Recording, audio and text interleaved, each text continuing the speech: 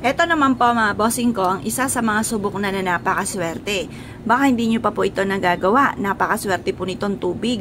Ang tubig mga bossing ko ay padadaluyin ang walang hanggang swerte sa inyong mga bossing. Kaya ito'y ginagamit din dahil humihigop ito ng negatibong enerhiya. Ito'y paborito kong gawin mga bossing. Kagaya na na-share ko nga po sa inyo, kami po pala mga bossing ko ay tinutumbok sa kabilang subdivision. Di ba pag sinabi tinutumbok, tinitirhan daw po yun ng mga negatibong espiritu at minamalas daw nakatira doon. Napasin ko lamang mga bossing ko na parang yung bintana namin laging may ilaw. Tapos nang sinilip ko po ito mga bossing ko, naku po, kami pala ay tinutumbok mga bossing. Kaya ang dami-dami mga pagsubok na pinagdadaanan. Ang ginawa ko po mga bossing ko, kinontra ko po ito. Kumuha po ako ng tubig mga bossing ko at inilagay ko ito sa tapat mismo ng bintana mga bossing. Ngayon pa mga bossing, dahil nga po sa naging nadadali ang aking baso na may tubig, inilagay ko ito sa tapat ng pintuan kasi yung mismong bintana, dire-diretso rin sa pintuan namin ng kwarto. Kaya ang ginawa ko ay nilagay ko na lang siya sa ilalim ng aming higaan. At ito po mga bossing ko, nagulat ako, bakit kaya parang ang tahimik sa likod namin? Ngayon po, yung pala yung bahay na ito ay nabenta na kasi tinutumbok din po siya. Nabenta na mga bossing. Ngayon po mga bossing, ay di noong nabenta na, nilagyan po ng harang po nila mga bossing ko sa mismong bakod, tinaasan. Ay di, ngayon po, di na meron akong ganito. Ito po, pag nagdudumi, pinapaltan ko kaagad. Basta palit na ako ng palit mga bossing. Kapag po nakita ko may alikabok na, pinapaltan ko lang po siya.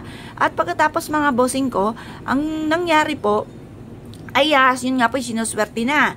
Nung biglang parang may biglang dumating sa aming swerte, ang ginawa ko, pinataasan ko po, tinakluban ko. Tapos nagsunod-sunod na po ang swerte mga bossing.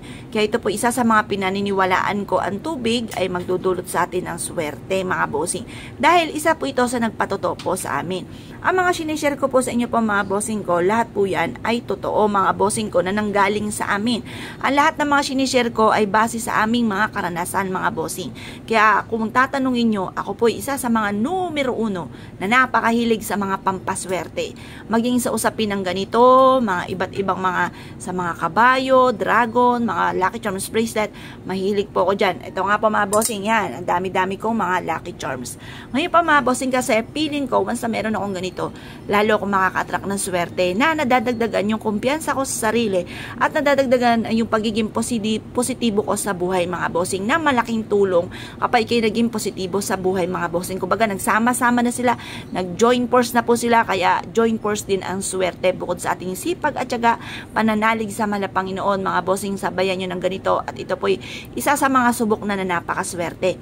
Kaya kung ikaw'y naniniwala at nais po itong gawin, huwag na kayo magpatumpik-tumpik pa, basta i-maintain ang kalinisan ng tubig. Kapag po ito parang umuunti na yung tubig, hugasan nyo lamang sa lababo, hugasan nyo rin yung baso, tapos palitan nyo ulit ang panibagong tubig, tapos mag-wish ka lang sa umaga mga bossing.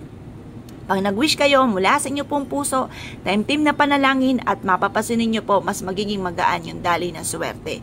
Kaya kung kayo pinaniwala at nais po itong gawin, ay siya mga bossing, good luck po sa inyo po lahat.